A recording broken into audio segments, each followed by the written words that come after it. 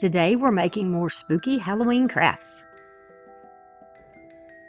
I'm Brandy, and this is Making It My Own DIYs. Welcome. To start off, we're going to have some of these little candles from Dollar Tree. Here's the information, and I'm just going to give you a brief overview first, and then I'll tell you what each item is going to be. Ribbon or trim that you might want to use. I got this pack of 4 canvases, and these actually came from TEMU, but you can get yours wherever you want. If you can't buy canvases, you can always print these out, and I believe these are 8x10s, and they're just little spooky Halloween themed pictures. Cute. We're going to do some different things to each one of these. We're going to use some Dollar Tree products, so we're going to use a cutting board, one of these frames with the glass, a checklist board,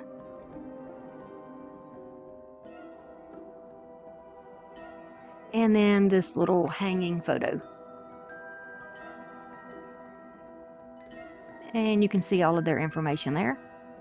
We'll start with the first one, which is our haunted house.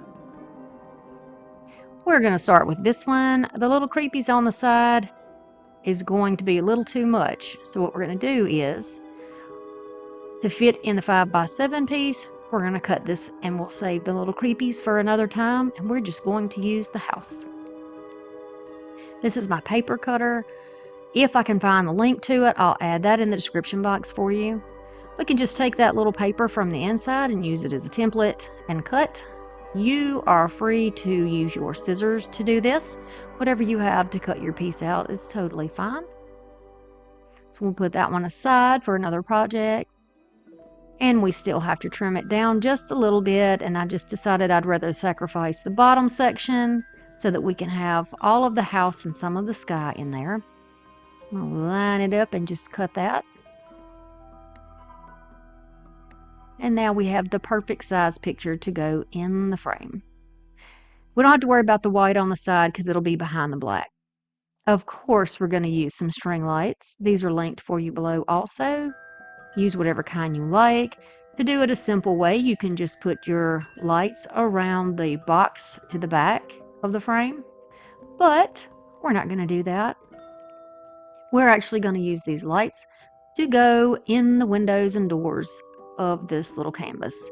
I've done this before on a larger scale in a shadow box. It was so well received that I thought that to make it a little more possibly Dollar Tree friendly, or with items that you're more likely to find, like printing your own pictures out and using a Dollar Tree frame, but perhaps you can do something similar on your own if you like these light up projects.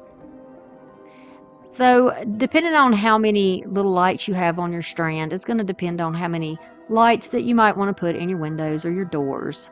You can put them together, and I'm showing you how you can double them up by putting them side by side and twisting that strand, because it is only on wire.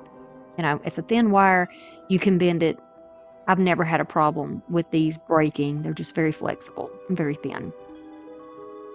So I am leaving the lights on while I do this so that I can get my placement right. And I put it on the back of the canvas and turn it over and look at it and see if it is positioned correctly. And then I'll put it back down, holding it in place. Grab a piece of Scotch tape and just tape it down. I found that using tape to do these is a lot easier than trying to use glue, because the glue is going to leave bubbles. It's not going to lay flat. It won't hurt the strand of lights. In my experience, I've used glue on these before, and hot glue has never been an issue.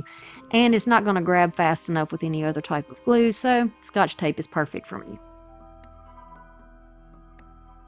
Look at that. Don't you love that glue?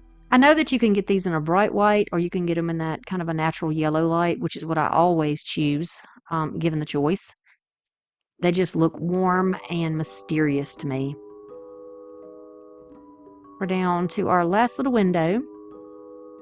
Now put that in place. Isn't that pretty? Already, to me, that looks so pretty.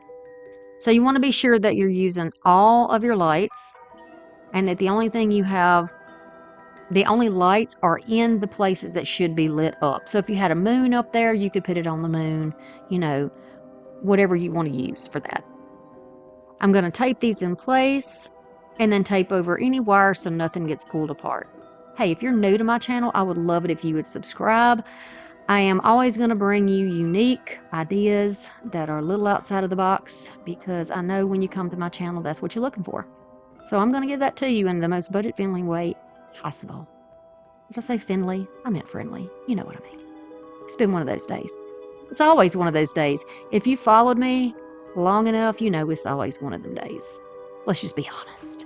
I'm a mess. Okay, so now I'm just going to use a tiny bit of hot glue to smear around here on the edges, which will be behind the frame, to put that original display piece back on there. You want to be sure that you cover it completely. You see how you can see the light through the side? We don't want that. We want it all to be blocked out. You want to put something behind it that's dark so that you can see the light really bright in there. Okay, so I'm going to pull the back off because we really don't need that. You can put it back on if you want, but then you'd have to worry about feeding that light box through there, and we don't want to do those things, do we? No, it's too much trouble, and we don't have time for that. We're busy women and gentlemen, aren't we? Just using a little bit of hot glue, I'm going to pop these back on. This is not heavy, so it's going to stay. We're not going to have to worry about anything falling off. Then I'm just going to glue the box where I can still get to the little toggle to turn it on and off, and I'm trying to find the best way to do it where it won't be in the way. So I'll just sit it right down here with the little control on the side. To help it stand up, instead of hanging this, you know, you have that option. You can use some of these little squares that you get from Dollar Tree. I'm adding a little bit of glue, put them down on the paper that I just peeled off, and you know, why not? It's there, may as well. It'll save a little bit of money. And then I'll paint these black. I'm not really concerned about the bottom that is glued down. You know, you don't have to have paint on that part because it'll be up against the whatever you set it on. If you set it on the table, that part's going to be on the bottom. Totally up to you. You want to paint the whole thing, you go right ahead and do that. You don't want to make these exactly square. You want to bump them up just a tad so that it slightly can push backwards. Otherwise, it's going to keep falling forward. I hope that made sense. And you can see that it stands up okay. Does absolutely fine. And this is like I don't even know if this is really glass. I think it's plexi or something. This is how it looks. And you can turn it on and off. And here's another look at it. I really like this, and I hope that having made this easier version of this for y'all, that you enjoy this and that you consider making something like this of your own. I love these canvases. They're so spooky and creepy, I think. The pumpkin riser is next. So here's that trim again. This is a pedestal from Dollar Tree. It is not glass or whatever they normally use. It's like a resin. We're going to use this pumpkin print, and we're going to use the cutting board. I'm laying it down on top of the cutting board and pressing down to show you that you can do it this way. I'm trying to find the right placement while I'm looking at it. If you turn it upside down and try to trace it out, you're not going to be able to see what you're capturing on your board. Does that make sense? You're not going to be able to see where it's at. You might cut it off, you might get it in the way, and you might have to keep redoing it. If you do it this way and you press that canvas or your paper down while you're holding it, you can get a little idea of where your edges are. And you can see how much it's actually going to be on the top of your riser. Just pushing, nothing magical. When you turn it over, you can see that outline. And I'll take my scissors. I don't want to cut it too short, so I'm going to go to the outside of the original lines that I pressed in just a little bit, because we'll be able to take the excess off when it is time to do that. All the way around until you get back to the start. So here is our bamboo cutting board. It's a little slick, so I'm going to grab a piece of sanding paper. This comes from my micro sander, which I don't know what I did with it at the moment, so I just grabbed a little piece of the paper and I'm going to go over this. When you do this, it helps to lift the fibers of the wood up, which is going to give you a little more grip when you put your glue down to hold on to that. So take a wipe and get all that residue off of there. This is a dry wipe. You can see the difference between what I cleaned and the shiny part on the back. I'll use dishwasher Mod Podge simply for me because it's thicker than regular Mod Podge, and I want something thick to cling to that canvas because the canvas will try to lift up. It's not like regular paper. It will try to lift up on the corners. So it's going to be important that you use thin layers, both on the board and on the canvas. And then I'll show you what else that I have done that helps me to do these types of projects, and hopefully it will help you too. And I'm just using a flat brush because I want this to be an even, as even as possible. Very light and even. I'm going to flip that over, and I scraped off most of that. You can see, and I scraped it off on a scrap of paper over there. You want to use a small amount to go over the back of this. When you put this on, rather than putting it on immediately, if you allow it to start getting tacky or dry just a little, it will help. And so using my heat tool, I'm going to go over that board just for, not even a whole minute, I think. And it started to get a little bit sticky. So then I'm going to take that canvas, which I did not heat. Don't heat your canvas, it might wrinkle. I don't know, it might not, it may be fine. And I'm going to press that down on top. I'm pressing it with my hands where I can feel it. I can tell it's not slipping on top of that bamboo. And that's one of the reasons that I'm a hands-on crafter and you don't see me wear gloves that often, because I can feel with my hands and tell if there's a bubble, if there's a wrinkle, if there's something that doesn't quite feel right, if there's, air or glop under there, I can feel it. And then I'll go over it with my squeegee. Then I'm going to just put a piece of plastic, and this is just a scrap. I got it off of some decals I had. I'm going to put it around there and leave it open on the edges because I want it to have air to dry, but I'll put weights on it and I'll leave it until the next day. It's not completely cured, but it is dry. So now we're going to deal with that excess on the edge. I'm just using this round that I have recycled a few times, and I'm using it so that when I use my knife to cut through, it cuts into the wood and not my tabletop. Although my tabletop is pretty banged up, I'm trying to be better to it than I used to be. Right? You live, you learn. So I'm going to continue around here. If you put that blade on there flat and hold it flat against the edge of the board, it won't pop up and down and cause you to cut into the board. Just keep it down, the tip of it down into the surface of what you're cutting into, and you should do fine. And then go back in and trim up any places that you see you might have missed or not made a very clean cut. So this is a top where you would put your candles, but we're going to flip it over because we want a flat surface so we have more area to glue onto the board. If you want to go ahead and sand the bottom of this, you can do that. I'm going to use Fix All adhesive and some hot glue. And this is Gorilla Glue that I use. Nothing is, it's not sponsored or anything. And I'm going to get it in the right spot quickly, hold it in place. And then once that hot glue has had a minute or two to set up, we'll move on to decorating. This trim I got at Goodwill, where I have gotten most of my trims and my sewing notions, beads, buttons, and stuff like that. You can also use any type of ribbon that coordinates or that you like to go along with whichever canvas that you choose or whichever printout that you choose.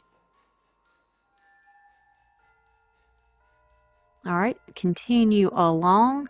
I like to put tension on it with one hand, so you'll see me with my right hand putting tension on it and kind of guiding it with my left hand to lay it flat. And that makes sure that my edge doesn't go up and down, it's not bumpy, and it has a nice clean finish. Now, I did not go over the top of this with Mod Podge. If you would like to seal it, if you plan on, I wouldn't necessarily put it any place that it's wet. I'm thinking something like this would be really cute if you put it, at your coffee bar and put some candles on it, or if it's beside your bed or in the bathroom and you put your rings or your jewelry for the next day on it, or maybe you put your medicine bottles on it if you have prescriptions or vitamins. It's just a little something different that you can have whatever options you can think of. It's totally fine to do with this, right? Just, I mean, use your imagination. What do you use risers for in your home? And if you don't use risers, or this one's too tall, you can use just the top, or you can use a shorter pedestal underneath. That is really up to you. So before I got finished, I thought I was done. I thought, you know what? Let me just put a little bit right in the middle in case you do have this pedestal and you want to dress it up just a little bit more. You can take that same piece of trim or ribbon that you use and just add a little bit of glue and go around that middle ring that's flat, and it's almost a perfect fit. And there you go. And you can put your glasses on there. You can put your remote for the TV so you can watch your Halloween shows. You can put a bowl with some Halloween snacks, some caramel, some candy corn. So many options. Thank you so much to the channel members whose monthly contribution helps with coffee and supplies and keeps my business going. My children and I appreciate it. The ghost with the floating candles is next. So we'll use a little wood cut out from Dollar Tree. I'm going to use my little ghosty canvas for this one. And the checklist. We're going to turn that sideways, of course. And we're going to use this on one side. We're going to cover this up with some black. I have ink black chalk paint, but you can use whatever type of paint you want. I will tell you I started off with just doing this area, but I went back over and painted the entire thing black. And you will see shortly why I do that. If you use a slanted brush with a little tip on it, you can get right in there without getting it all over the place.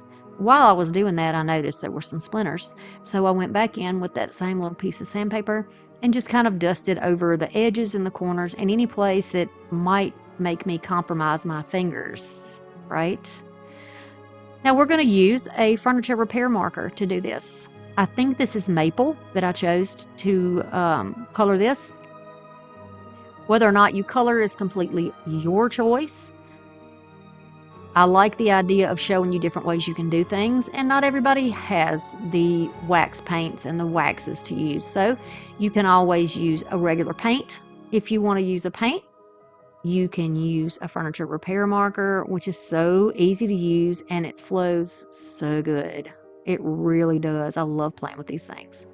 I'm going to go over the inside edges and the outside edges too to complete this frame.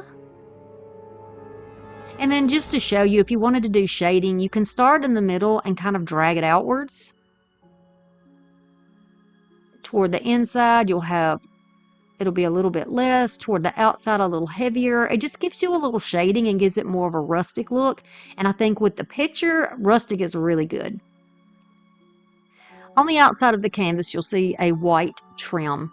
I'm going to use my trimmer here to just trim that off and take the white away. You can go over this with a black marker if you want. You can use your same furniture repair marker to go over the edge if you want. You can use your scissors or a rotary cutter, whatever tool you have. So we got that off, and that looks much better. I'm happier already with that. You see, I can see my lines through there on my background. It was driving me nuts. So that's when I decided, you know what, let's go back in and let's just cover all of it with black, and then we won't have that issue. Worked perfectly. I went ahead and gave it a little blast of heat to let it set quickly. And now we're going to move on back to the canvas, which I'm going to use the wax for, and I'm going to show you how you can shade on canvas if you would like to. I've done this before. I love using canvases in my crafts, and I wanted to show you how you can make yours look a little more rustic or a little more spooky by using some wax or using some paint. You got to be sure that you let this dry. See the richness that it brought into that corner? I love that. It gives it like a cameo look. Love it. You got to be sure that you let the wax thoroughly dry before you go on to do anything else with your project. Just leave it, move on to something else, right?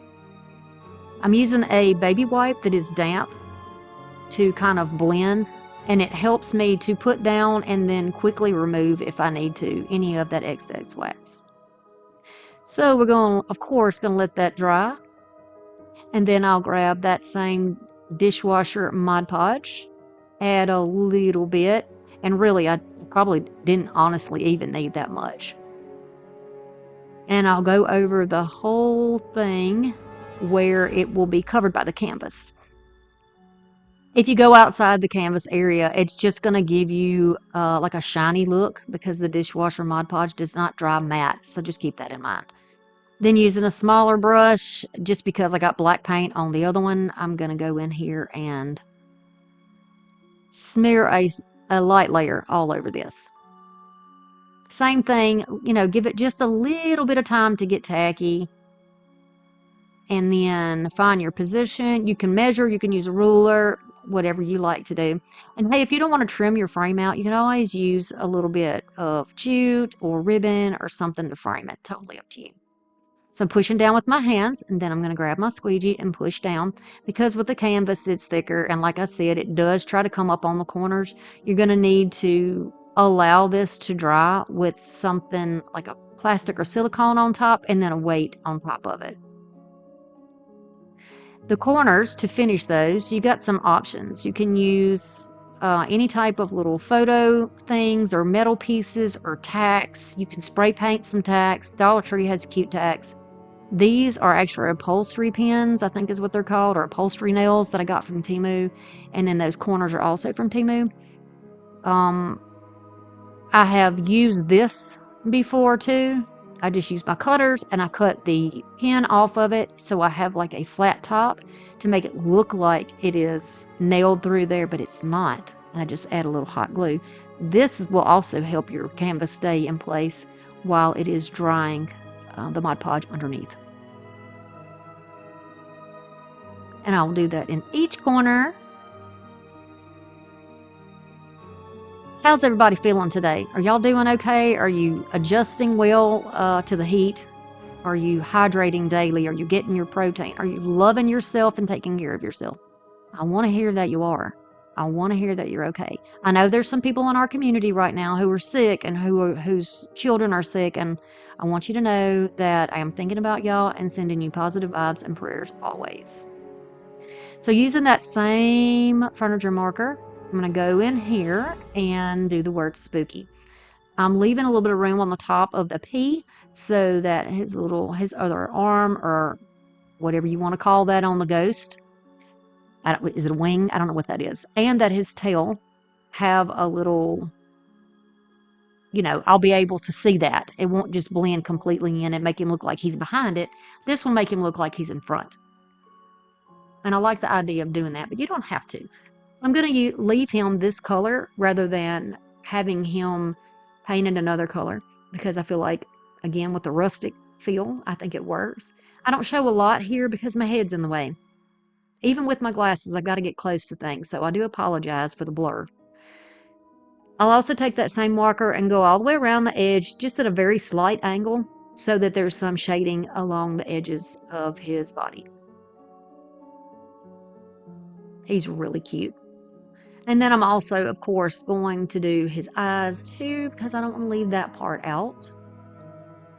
And I just kind of drew off with a brown permanent marker, like the edge, so it kind of pop out a little bit, and it worked like I hoped that it would. So here's our little spooky guy. I have some 3M. You can just use any type of, you can get poppets, you can use dimensional foam stickies, you can get the glue dots, whatever you want. I like the thickness of these in particular, so I thought they would be good to use on the back of this to raise it up off of the surface, just because I don't want to glue it right down on, right on the surface. I want it to be lifted a little bit because we like the shadows, don't we? And then when we put the candles on here, it'll cause even more shadows, which looks even more mystical and magical and Halloween. Very spooky ooky. It's so easy to cut through these foam pieces too, y'all. Very easy. I'm just going to add enough on there where I feel like when I press it down, I won't break anything. That it's evenly spaced out underneath. You'll know what I mean if you've ever broke one of these little wood thin pieces because you put it up on something and pressed down and you broke a piece off. kind of fragile. You got to be careful. And I did actually break the one that said, the first one that I showed you with the pumpkin on it. Yeah, I sure did break it. But this one I thought was better anyway, so I think it's cute. See the shadow underneath already? I'm just going to lay it on there till I know it's exactly where I want it. And then I will press it down with my hands. Look how good that holds. And then on the back, you could see I was testing my colors, of course. So here are the candles. I have got some of this tape, nano tape, gel tape, whatever you want to call it. It's a clear, thick mounting tape, gel mounting tape. I'm laying these candles on here to get them in a position where they don't roll, because that means generally that it's flat. So that's a good place to put the tape so it'll lay flat. Seems simple, doesn't it? But sometimes we don't think about those things, and then we have to work extra hard because we just, let's work smarter instead of harder, right? Okay, so then we're going to put these on here, get the position, and then we can press them into place. And yes, always test your candles when you get them from Dollar Tree. I have some that are duds that I'm going to have to return. Always test them. Here's a little light switch on the bottom. They flicker, y'all. Check that out. And a 2-pack for $1.25. They already have the work done on them. I could have went and shaded that, but we're not even going to bother with it. Look how cute that is. Got our little floating candles. If you don't want it to be a hanging sign, again, you can make it a stand sign, and perhaps this time, because it's bigger, you want to use some of these blocks from Dollar Tree that are a little bigger. Again, you want to set them a little up from the edge and not flat on the edge, because if you do, it's going to lean forward from the weight and fall. You want it to be able to slightly press backwards when you stand it up. And then you can paint these if you want to, or you can wax them. It is totally up to you. And look how that stands. I don't even know. We got one more to go, and I don't even know which is my best. Which is my favorite. I mean, I couldn't even tell you. But this one is, yeah, I think this one has a special place. Look at these sweet babies playing in the mud. How cute is that? They're in the mud, y'all. In the mud. The next is our Witchy Forest. So I'm going to take some little brooms, some little fence cutouts, the last canvas, and then this photo frame. We're going to take these out. We don't need them. You can throw them away, or you could keep them for whatever reason. We don't need the hanger, so I'll pull that out. And then you can open it from the back. Okay, for now I'm going to leave the original hanger, but I will be changing that up. Okay, so staples hold that in. You can just pull those out of there and get it all cleaned up and set it aside. Here is the backing that we're going to use. And this is smaller than the backing, but you will not know it when we're done. We're gonna do wonderful things, y'all. I'm just going to use a tiny bit of hot glue in the corners, tiny bit, mainly where the very edge touches. And I'm holding it in place with my hand so that I don't lose my placement until I get a little bit glued down. Just kind of smear a little thin bead of glue around. And don't worry about it if you end up peeling a little bit of the paper off. We're going to cover it up. I've got some of this beautiful velvety ribbon that I got last year from Hobby Lobby, I do believe. It is black. It is gorgeous. It has slight stretch, which doesn't really matter for this project, but hey, it's good for Halloween. So to make sure that I wouldn't have to do the bottom, I'm just checking it out to see where that white is on the top and bottom. And I didn't want to waste ribbon or cover up that canvas, so I decided to get a permanent marker. You just get a Sharpie or whatever permanent marker that you have, and you can just color that up. Of course, the other option would be for you to just trim that off, and you can certainly do that if you want to. Might have been quicker. But again, I want to give you some options. So this ribbon will go right on the side, and I'm going to line it up with the edge of the little board or backing that it's on, and just glue that in with a little bit of hot glue.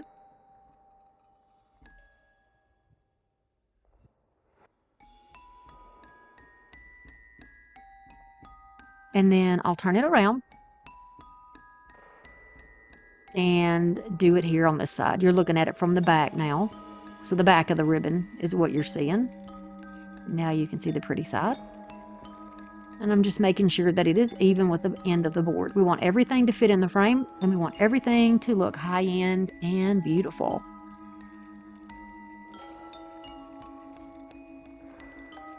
Yes, I love that. I love it. It looks like it was meant to be in that frame. And we haven't done anything to change this frame. Very simple. Very, very simple. I'm going to press it in, and you know those little tabs are back there, and you can just press those back down over the top, which is great because if you have a little bulk from your ribbon, you're still going to be able to snug that down so everything stays in place.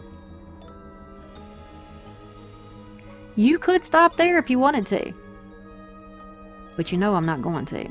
Okay, I'm going to pull that off because I decided no, I did not want it like that. It looked a little too flimsy.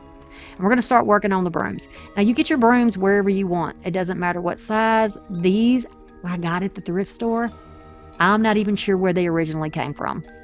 You get random things. It's just, you never know what you're going to get.